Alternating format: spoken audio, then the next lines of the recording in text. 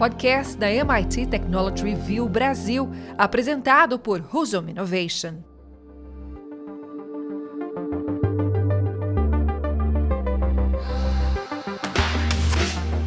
Olá, sejam bem-vindos e bem-vindas ao podcast Energy Center da MIT Technology Review Brasil.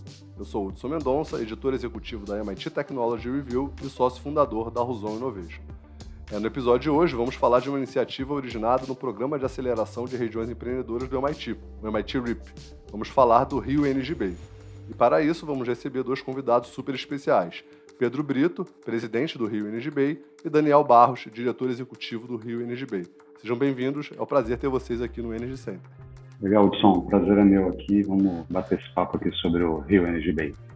Maravilha, obrigado aí, Hudson, pelo convite, MIT Technology Review. Vamos falar um pouquinho aqui do Rio Energy Bay para deixar claro para todo mundo o que a gente é, o que a gente faz.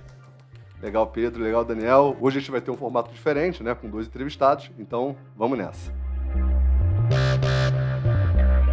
Bom, para começar, Pedro, você esteve envolvido, né, com os primórdios, né, com a criação do Rio Energy Bay lá no programa MIT RIP.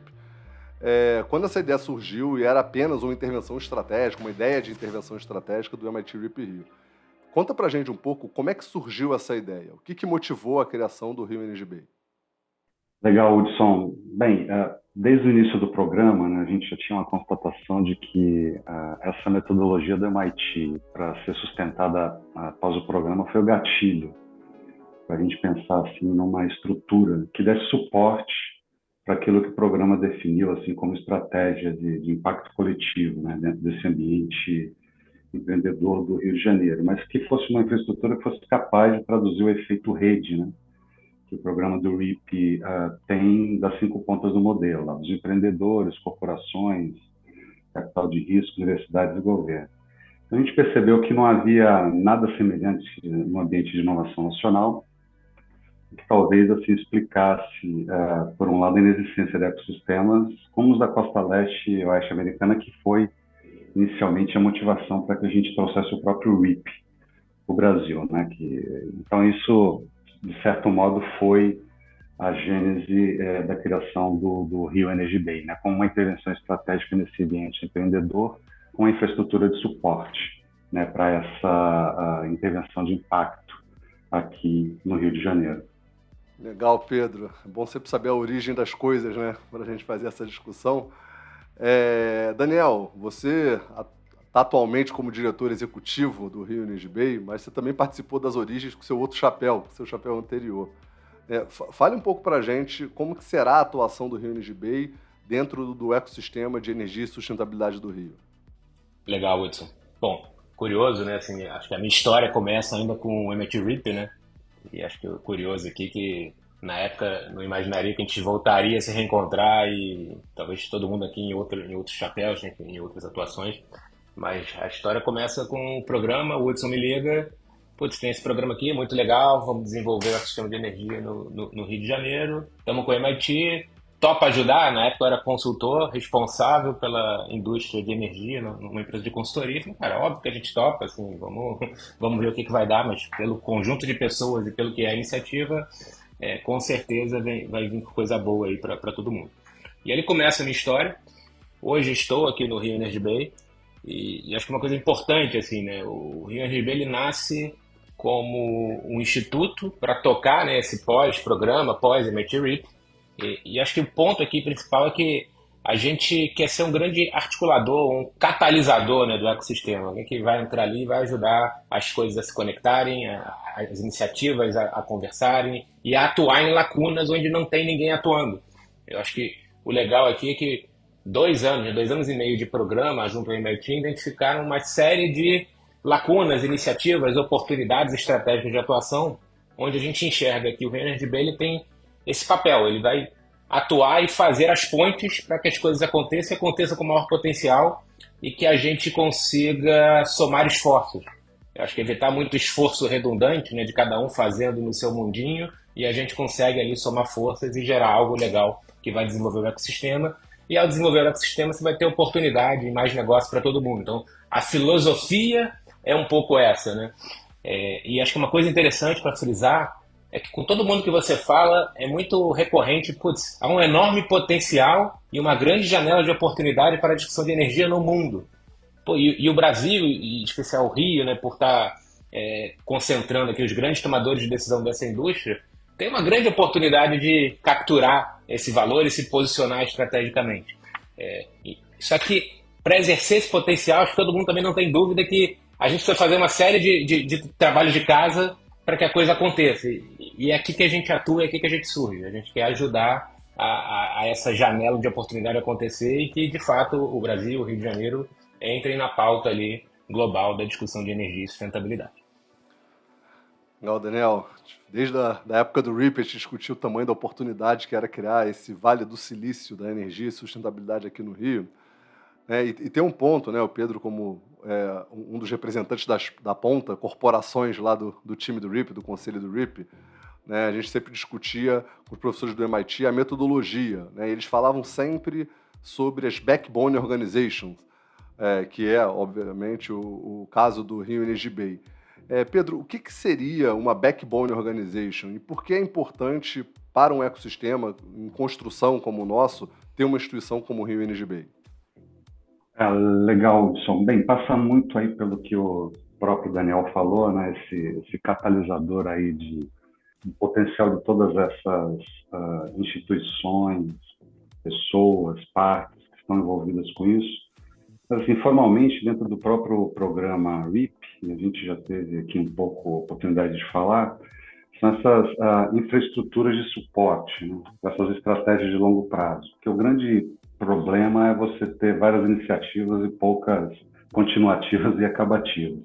Então, se você tem uma infraestrutura de suporte, né, com papel definido para suportar essa estratégia de longo prazo, e no caso assim específico do Rio Energy Bay, estratégias de impacto coletivo, né, que acho que esse que é a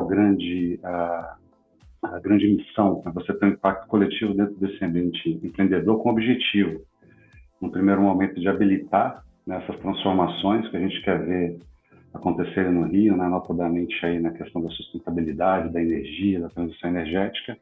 E o mais importante, né, no segundo momento, é manter, né, o foco naquelas áreas, né, projetos que foram priorizados, envolvendo aí os múltiplos stakeholders no ecossistema empreendedor, porque é contraintuitivo você reunir tanta gente com um objetivo comum, né? Então, talvez a backbone, daí o nome, né, seja assim, essa raiz, essa coluna que vai ajudar a manter isso com foco, né, com objetivo, justamente para a gente chegar lá na frente e cumprir, né, a missão que a gente deu para o REB.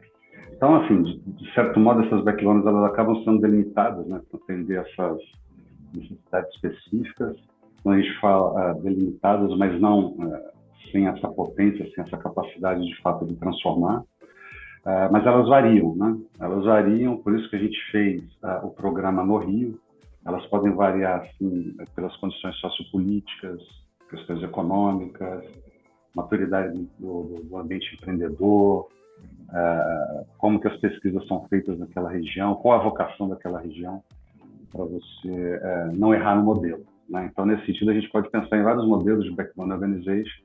A gente escolheu um específico na forma associativa de instituto, né, que a gente consiga trazer todos aqueles participantes, né, stakeholders ali do primeiro momento do READ e continuar, né, justamente fazendo essa missão que foi iniciada ali dentro do programa.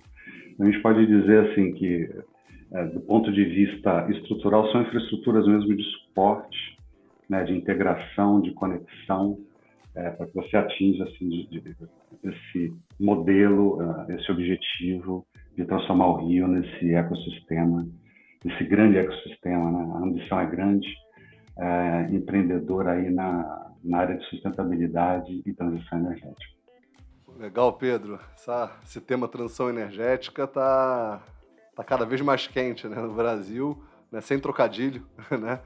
Mas você falou, acho que um ponto super importante, né, que a missão do Rio Energy Bay, da Backbone Organization, é conectar e unir os atores, né, criar essa estrutura importante, e aí no nosso caso, né, para formar um ecossistema focado em energia e sustentabilidade do Rio e no Rio, né, que eu acho que é importante, né, embora seja localizado no Rio, a ideia é que seja uma instituição de alcance global, né, de alcance nacional, né, ou seja, a localização é uma dinâmica normal da formação de ecossistemas.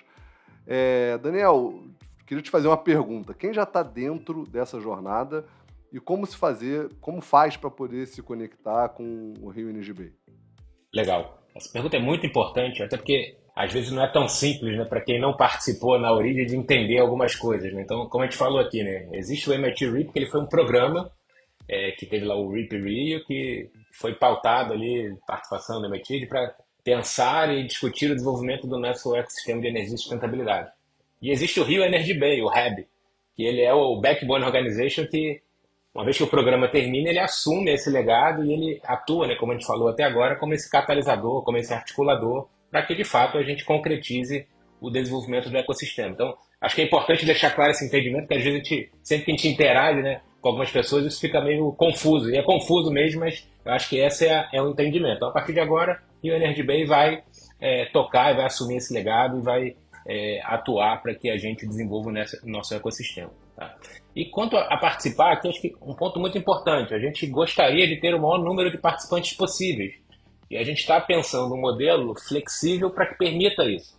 E a gente não está falando aqui só das empresas de energia, obviamente que as empresas de energia vão ter um grande protagonismo, mas a gente fala também em empresas que consomem energia, que tem uma discussão importante. Você pega uma mineradora, a mineradora é intenso em consumo de energia, essa discussão é muito importante. Acho que a discussão hoje de energia é importante para praticamente toda a cadeia produtiva.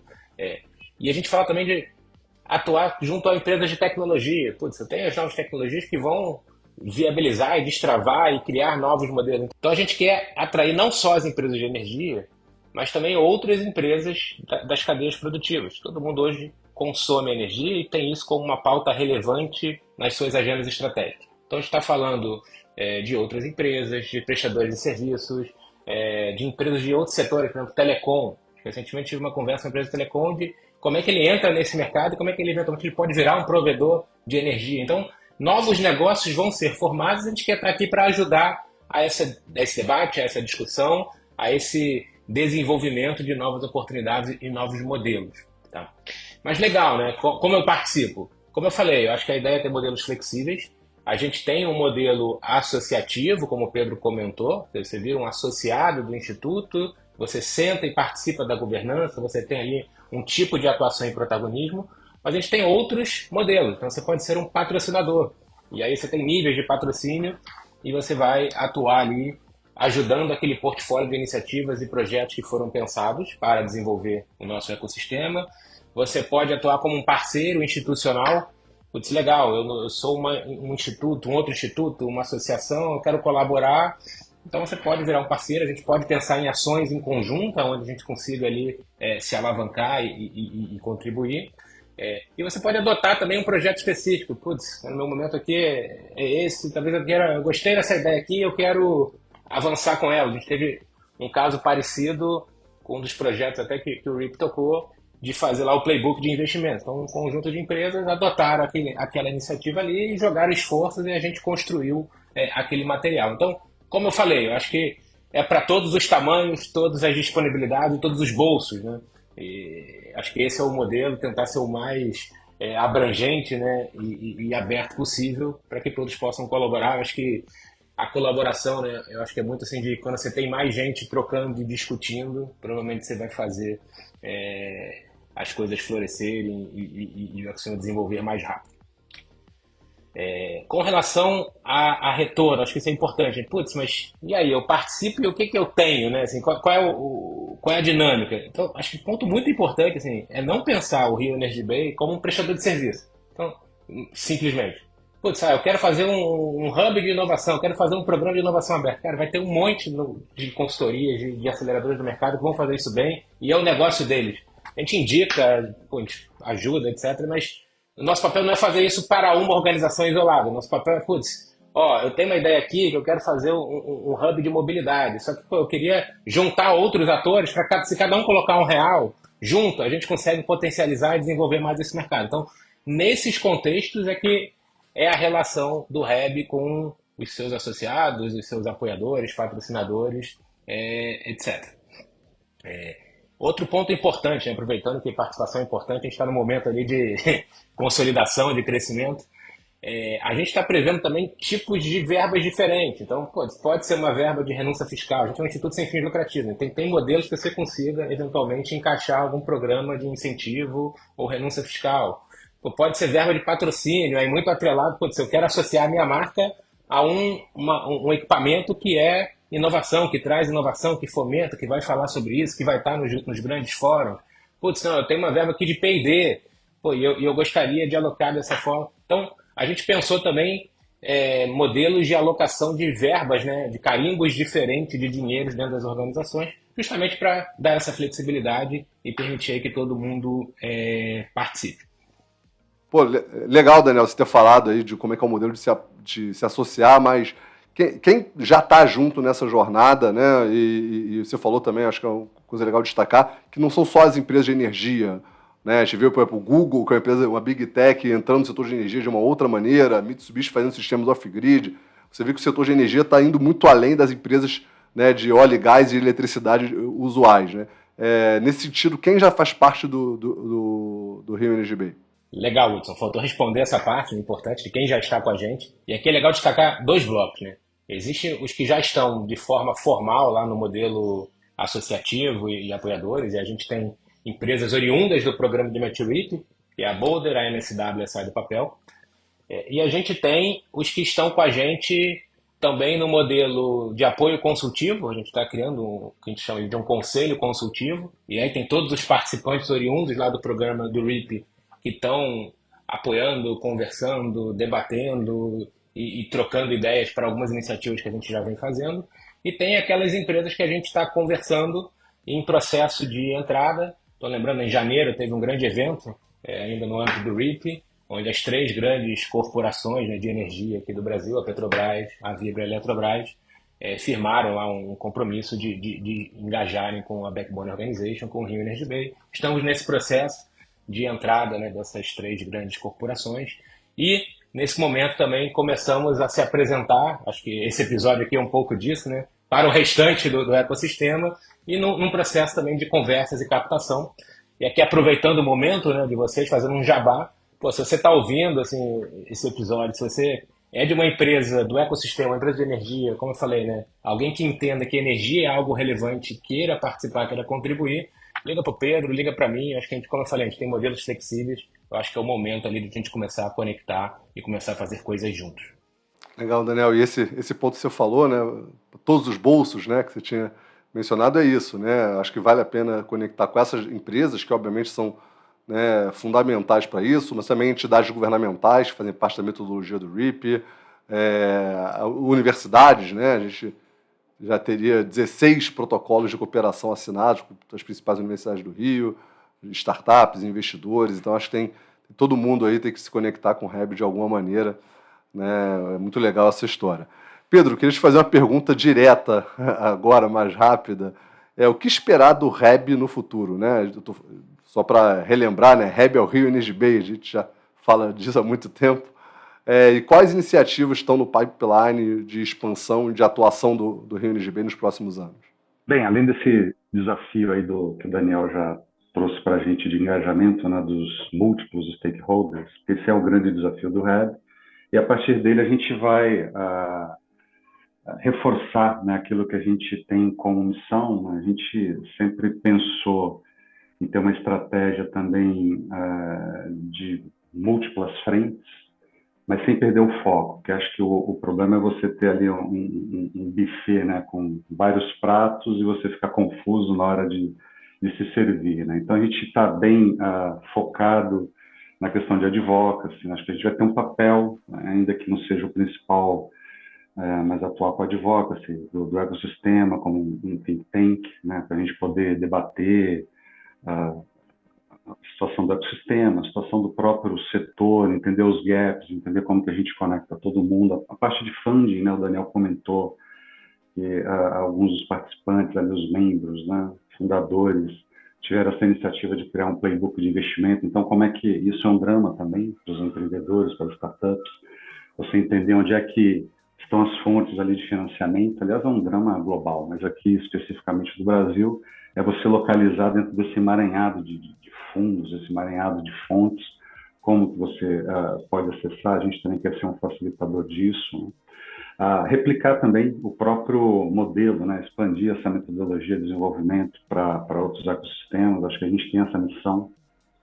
É uma missão, um compromisso com o país, né? Um compromisso inicialmente com o Rio de Janeiro, a cidade que nos acolheu, onde a gente conseguiu, de fato, engajar todo mundo, mas a gente também pensa no futuro fazer esse modelo funcionar, considerando ali as necessidades regionais, mas sempre com foco no empreendedorismo.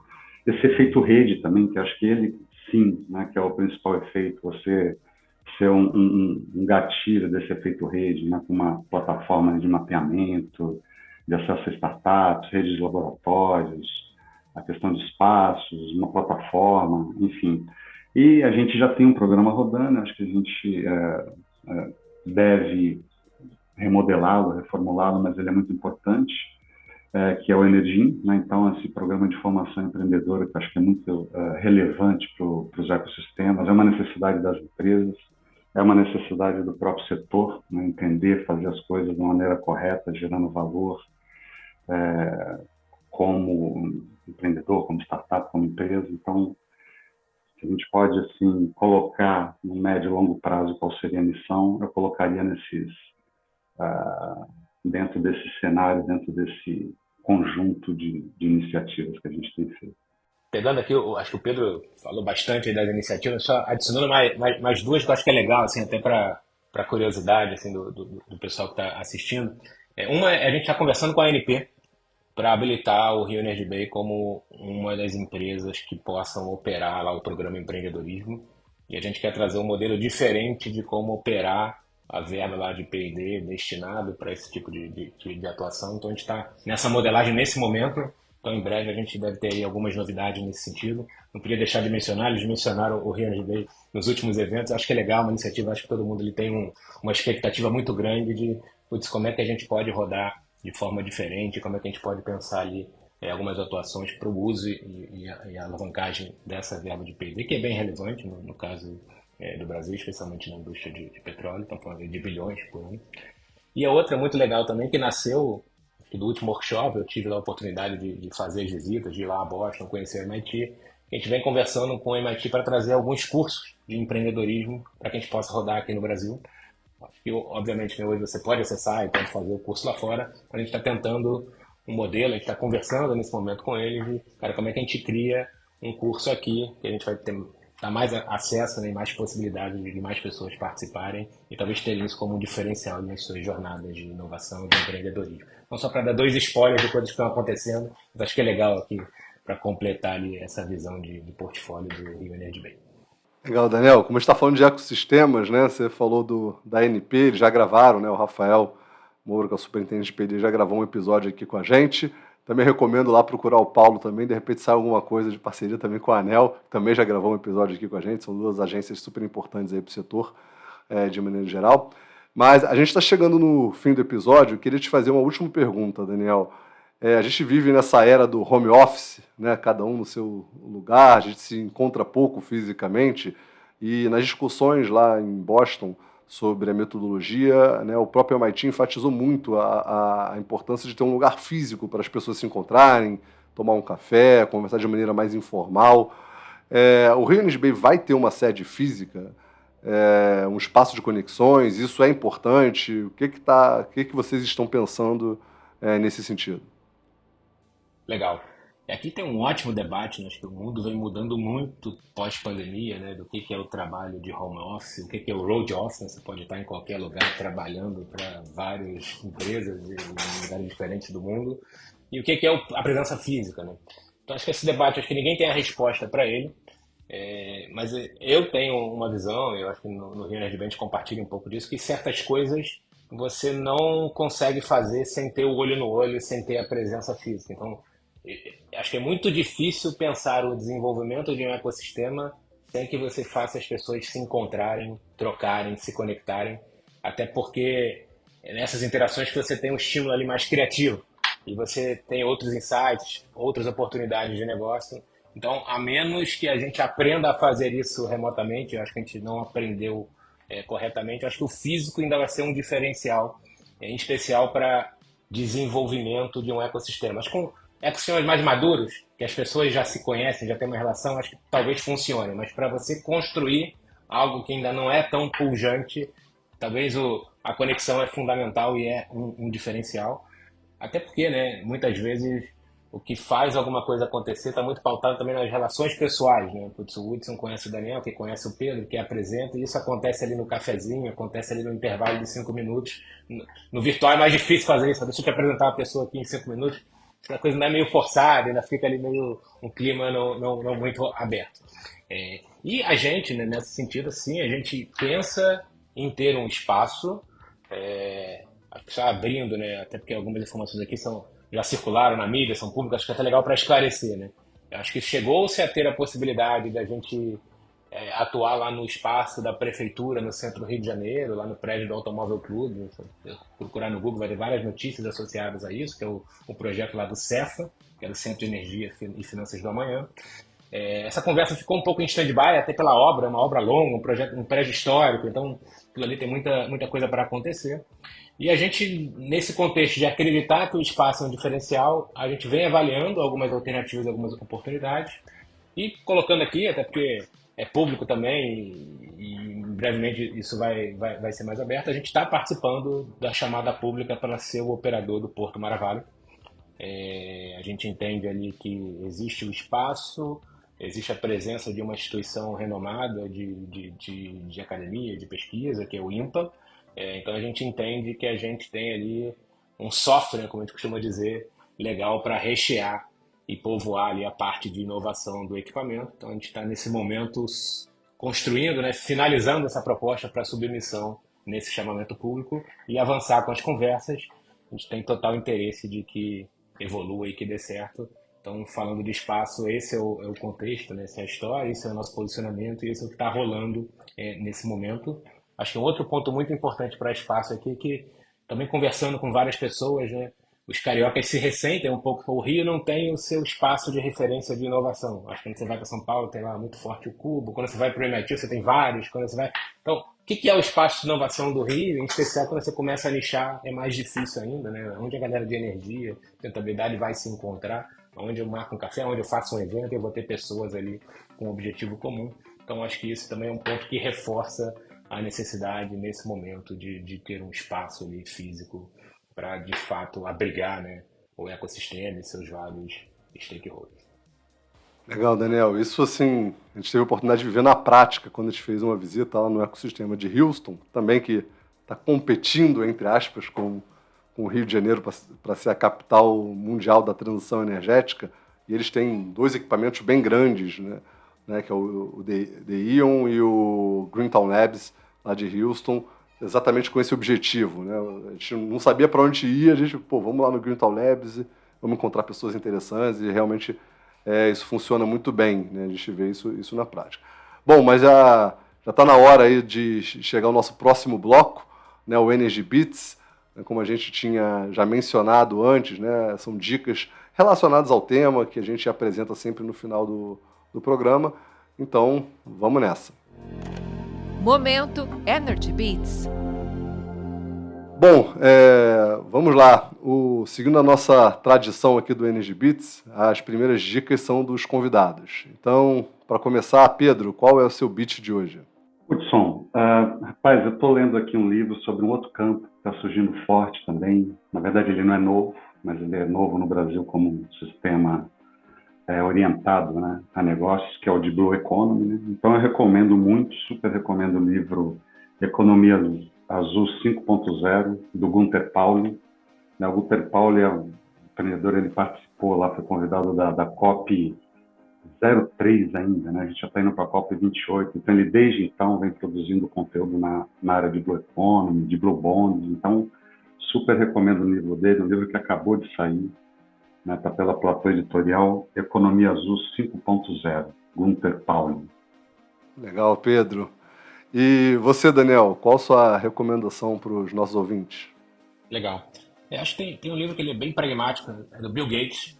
O Bill Gates é um gênio, E há um tempo ele colocou que o desafio dele é resolver os grandes problemas da humanidade. Ele começou a estudar energia. E ele fez um livro com pouco tecniquez e muito pragmático de como evitar o desastre climático. E ele conta ali, de forma muito pragmática, né, qual é a conta de emissões que a gente tem que zerar e quais são as alternativas existentes e o que deveria ser pensado para fazer isso. Acho que o interessante ali é esse pragmatismo. Ele cria um conceito, ele usa um conceito de prêmio verde.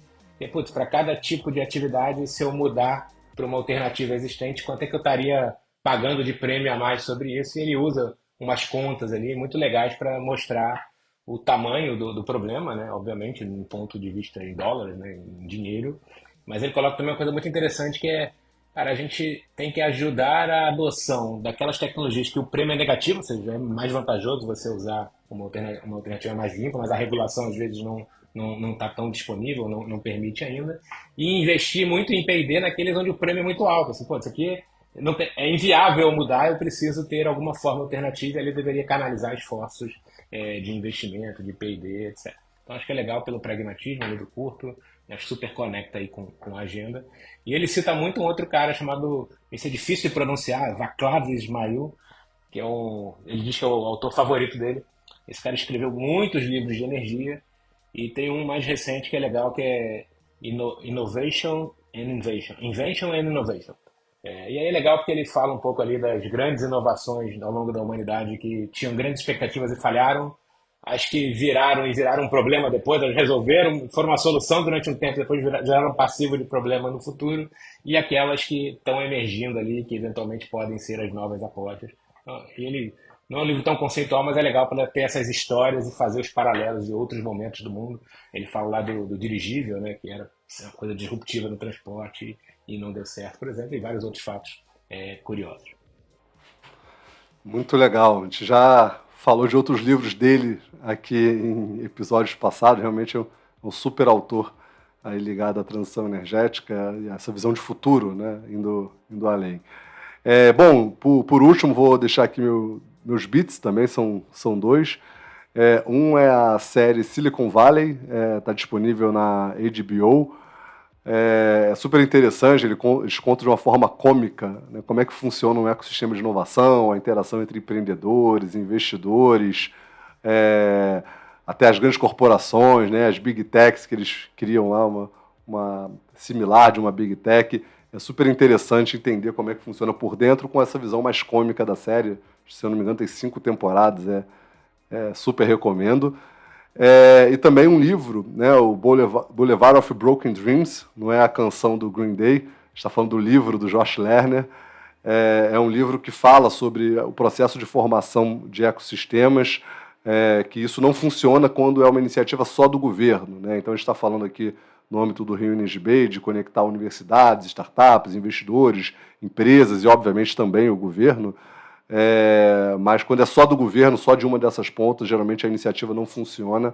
Então é um livro super legal, o próprio MIT cita esse livro no âmbito do RIP, então vale super a pena dar uma conferida. Bom, pessoal, esse foi mais um episódio do Energy Center da MIT Technology Review. Mais uma vez, muito obrigado por passar esses minutos com a gente. Não deixe de seguir nosso perfil, né, no site, nas redes sociais e na sua plataforma de podcast preferida. Pedro, muito obrigado pela conversa, foi excelente fazer esse compartilhamento mais uma vez. Valeu, Hudson. Sempre um prazer estar aqui conversando sobre assuntos de grande relevância aqui para o nosso ecossistema. Valeu, obrigado. Legal, Pedro, obrigado mais uma vez. Daniel também, obrigado pela presença, foi excelente o papo. Obrigado você, Hudson, foi ótimo. E quem quiser ali se envolver com o Rio Energy Bay, procure a gente, acho que tem muita coisa aí para ser construída. Legal, pessoal. Então é isso. Nos vemos semana que vem. Abraço. Podcast da MIT Technology Review Brasil, apresentado por Husum Innovation.